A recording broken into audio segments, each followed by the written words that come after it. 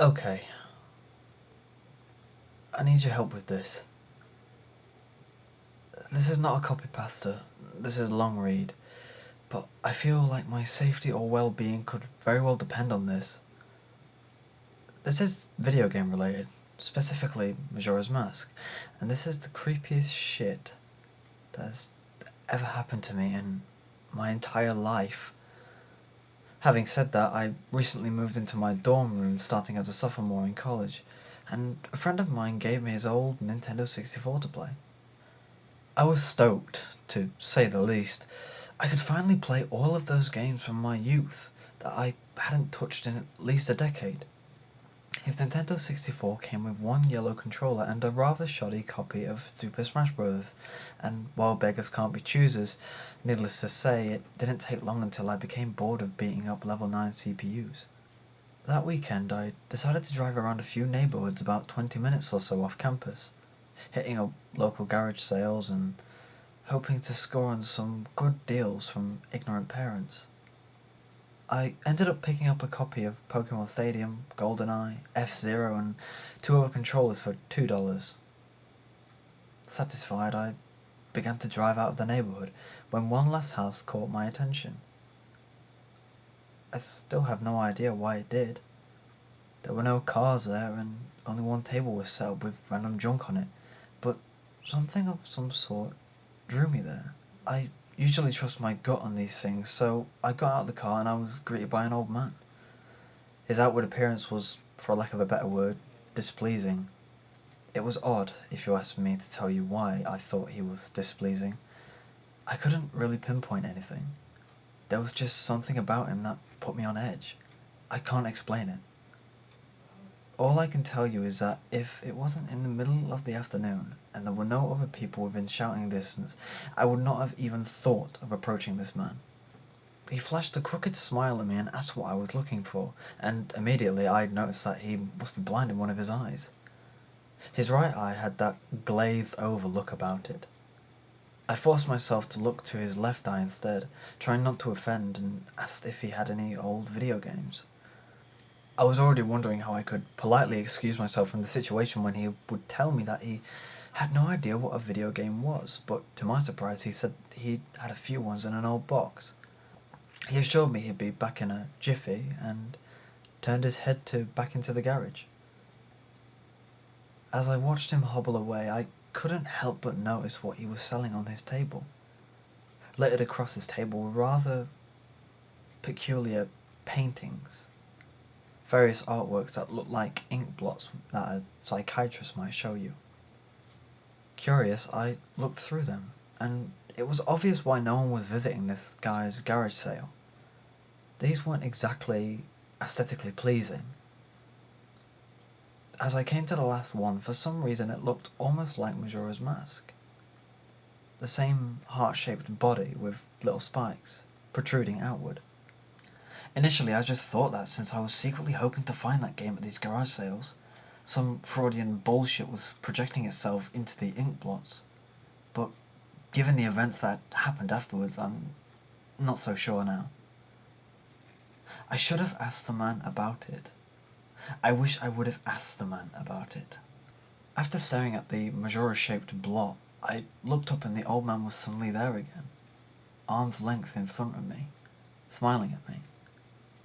I'll admit, I jumped out of reflex and I laughed nervously as he handed me a Nintendo 64 cartridge.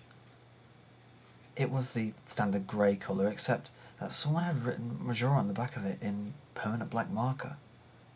I got butterflies in my stomach as I realised what a coincidence this was and asked him how much he wanted for it. The old man smiled at me and told me that I could have it for free, that it used to belong to a kid who was about my age that didn't live here anymore. There was something weird about how the man phrased that, but I didn't really pay any attention to them. There was something weird about how the man phrased that, but I didn't really pay any attention to it then. I was too caught up in not only finding this game, but getting it for free. I reminded myself to be a bit skeptical, since this looked like a pretty shady cartridge, and there's no guarantee it would work. But then the optimist inside me interjected that maybe it was some kind of beta version or pirated version of the game, and that was all I needed to be back on Cloud 9. I thanked the man, and the man smiled at me and wished me well, saying, "Goodbye then." At least that's what it sounded like to me. All the way in the car ride home, I had a nagging doubt that the man had said something else. My fears were confirmed when I booted up the game, and to my surprise it worked just fine. And there was one save file simply named Ben. Goodbye, Ben. He was saying goodbye, Ben.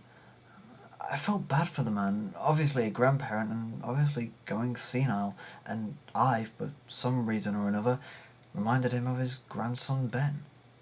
Out of curiosity, I looked at the save file, eyeballing it. I could tell that he was pretty far in the game. He had almost all of the masks and 3 out of 4 remains of the bosses. I noticed that he had used an owl statue to save his game. He was on day 3 and by the Stone Tower Temple, with hardly an hour left before the moon would crash. I remember thinking that it was a shame that he had come so close to beating the game, but he never finished it. I made a new file named Link, out of tradition, and started the game, ready to relive my childhood. For a shady-looking game cartridge, I was impressed at how smoothly it ran. Literally just like the retail copy of the game, save for a few minor hiccups here and there. Like textures being where they shouldn't be, random flashes of cutscenes at odd intervals, but nothing too bad. However, the only thing that was a little unnerving was that at times the NPCs would call me Link, and at other times they would call me Ben. I figured it was just a bug, a fluke in the programming causing our files to get mixed up or something. It did kind of creep me out though, after a while, and it was around after I had beaten the Woodfall Temple that I regrettably went into the save files and deleted Ben, hoping that would solve the problem. It did, and it didn't. No NPCs wouldn't call me anything. Where my name should be in the dialogue, there was just a blank space. Frustrated and with homework to do, I put the game down for a day. I started playing the game again last night, getting the Lens of Truth and working my way towards completing the Snowhead Temple. Now, some of you more hardcore Majora's Mask players know about the 4th day glitch. For those who don't, you can Google it, but the gist of it is that right as the clock is about to hit midnight on the final day, you talk to the astronomer and look through the telescope. If you time it right, the countdown disappears and you essentially have another day to finish whatever you were doing. Deciding to do the glitch to try and finish the Snowhead Temple, I happened to get it right on the first try, and the time counter at the bottom disappeared. However, when I pressed B to exit the telescope, instead of being greeted by the astronomer, I found myself in the Majora's boss fight room at the end of the game, staring at Skull Kid as he hovered above me. There was no sound, just him floating in the air above me, and the background music, which was regular for the area. Immediately, my palms began to sweat. This was definitely not normal. Skull Kid never appeared here. I tried moving around the area, and no matter where I went, Skull Kid would always be facing me, looking at me, not saying anything. Nothing would happen though, and this kept up for around 60 seconds. I thought the game had bugged or something, but I was beginning to doubt that very much. I was about to reach for the reset button when text appeared on my screen. You're not sure why, but you apparently had a reservation. I instantly recognized that text. You get that message when you get the room key from Anju at the Stockpot Inn, but why was it playing here? I refused to entertain the notion that it was almost as if the game was trying to communicate with me. I started to navigate the room again, testing to see if that was some sort of trigger that enabled me to interact with something here. Then I realized how stupid I was. To even think that someone could reprogram the game like this was absurd. Sure enough, 15 seconds later, another message appeared on the screen, and again, like the first one, it was already a pre-existing phrase. Go to the lair of the temple boss? Yes or no? I paused for a second, contemplating what I should press and how the game would react, when I realized I couldn't select no. Taking a deep breath, I pressed yes, and the screen faded to white with the words, Dawn of a New Day, with the subtext being a load of eyes beneath it. Where I was ported to filled me with the most intense sense of dread and impending fear I had ever experienced. The only way I can describe the way I felt here is having this inexplicable depression on a profound scale. I am normally not a depressed person, but the way I felt here was a feeling that I didn't even know existed. It was such a twisted, powerful presence that seemed to wash over me. I appeared in some kind of weird Twilight Zone version of Clocktown. I walked out of the clock tower, only to find that all of the inhabitants were gone. Usually with a fourth day glitch, you can still find the guards and the dog that runs around outside the tower. This time they were all gone. What replaced them was this ominous feeling that there was something out there, in the same area as me, and that it was watching me.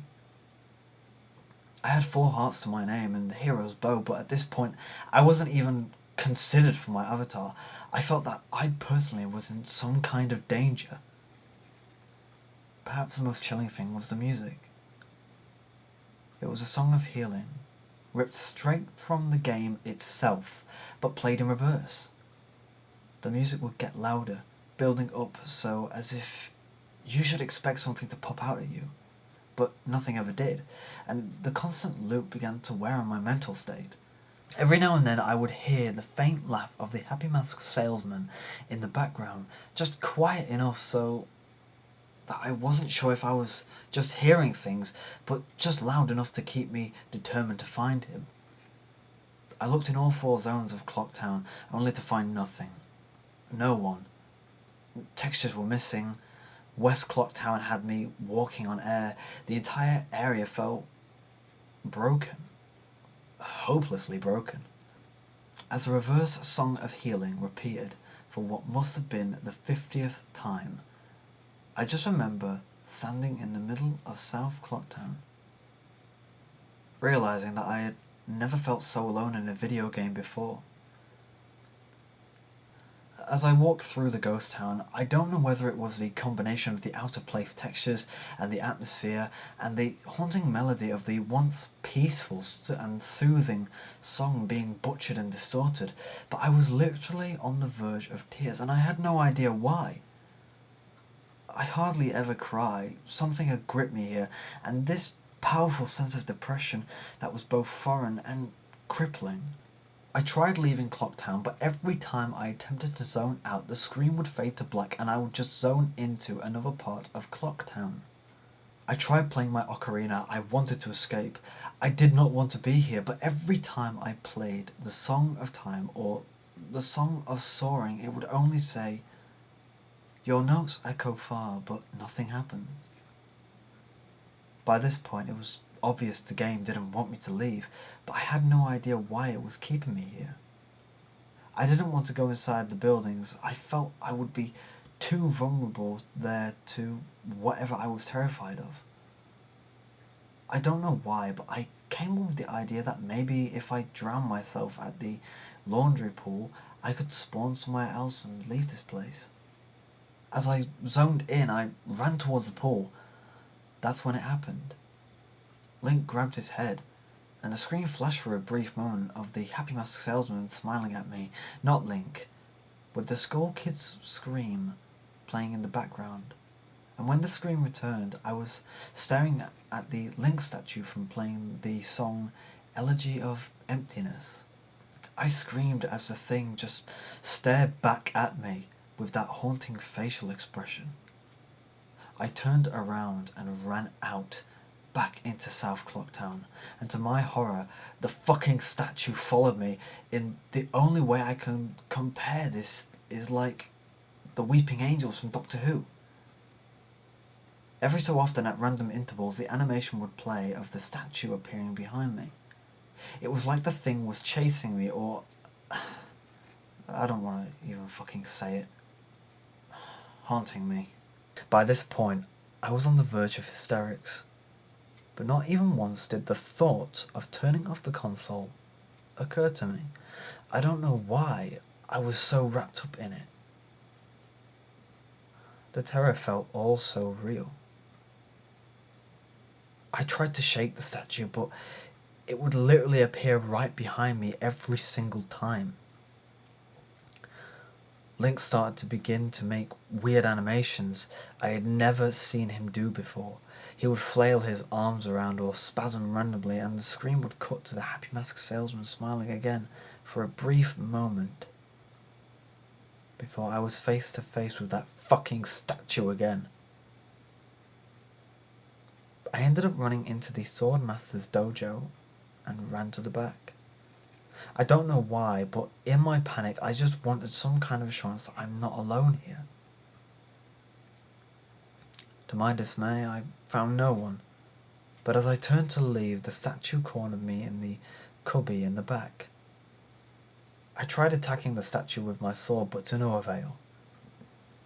Confused and backed into a corner, I just stared at the statue, waiting for it to kill me. Suddenly the screen flashed again to the Happy Mask salesman, and Link turned to face my screen, standing upright, mirroring the statue, looking at me along with his copy, literally staring at me. Whatever was left of the fourth wall was completely shattered while I ran out of the dojo terrified. Suddenly the game walked me to an underground tunnel, and the reverse Song of Healing queued up again, as I was given a brief moment of rest before the statue started appearing behind me again, this time aggressively. I could only take a few steps before it would summon behind me again. I hurriedly made my way out of the tunnel and appeared in southern Clocktown. As I ran aimlessly in sheer panic, suddenly a reader screamed, and the screen faded to black as dawn of a new day, and the same number of eyes appeared again. The screen faded in, and I was standing on top of a clock tower with Skull Kid hovering over me again, silent. I looked up and the moon was back, looming just meters above my head, but the Skull Kid just stared at me hauntingly with that fucking mask. A new song was playing, the Stone Tower Temple themed, played in reverse. In some sort of desperate attempt, I equipped my bow and fired off a shot at the Skull Kid, and I actually hit him, and he played the animation of him reeling back.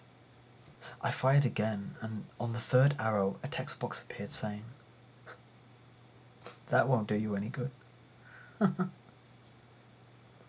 And as I was picked up off the ground, levitated upwards on my back, and then Link screamed as he burst into flames, instantly killing him. I jumped when this happened. I had never seen this move used by anyone in the game, and Skull Kid himself didn't have those moves. As the death scream played, my lifeless body still burning, the Skull Kid laughed, and the screen faded to black, only to have me reappear in the same place. I decided to charge him, but the same thing happened. Link's body was lifted off the ground by some unknown force, and he immediately burst into flames, again killing him. This time during the death screen, the faint sounds of the reverse Song of Healing could be heard. On my third and final try, I noticed that there was no music playing this time. That all there was an eerie silence. I remembered that in the original encounter with the Skull Kid, you were supposed to use the ocarina to either travel back in time or summon the giants. I attempted to play the Song of Time, but before I could hit the last note, Link's body once again horrifically exploded into flames as he died. As the death screen neared its end, it began to chug as if the cartridge was trying to process a lot of something. When the screen came to, it was the same scene as the first 3 times, except this time Link was lying on the ground dead in a position I had never seen in the game before. His head tilted towards the camera, with the Skull Kid floating above him. I couldn't move, I couldn't press any buttons, all I could do is stare at Link's dead body. After around 30 seconds of this, the game simply fades out with the message, "You've met with a terrible fate, haven't you?" before kicking you out to the title screen. Upon getting back to the title screen and starting again, I noticed my save file was no longer there. Instead of Link, it was replaced with Your Turn. Your Turn had 3 hearts, no masks, and no items.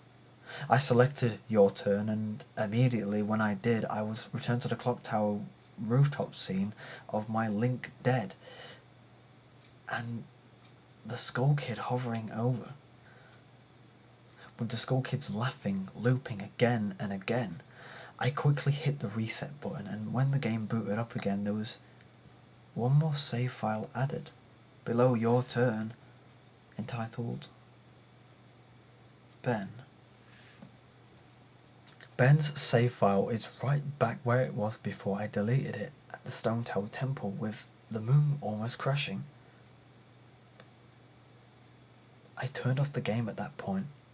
I'm not the superstitious type, but this is way too fucked up, even for me. I haven't played it at all today. Hell, I didn't even get any sleep last night. I kept hearing the reverse Song of Healing music in my head, and just remembering the sense of dread I felt exploring Clocktown. I drove back to the old man's house today to ask him some questions with a buddy of mine, only to find that there's a for sale sign in the front yard. And when I rang the door, no one was home. So now I'm back here, writing down the rest of my thoughts and recording what happened. Sorry if some of this has grammatical errors and whatnot.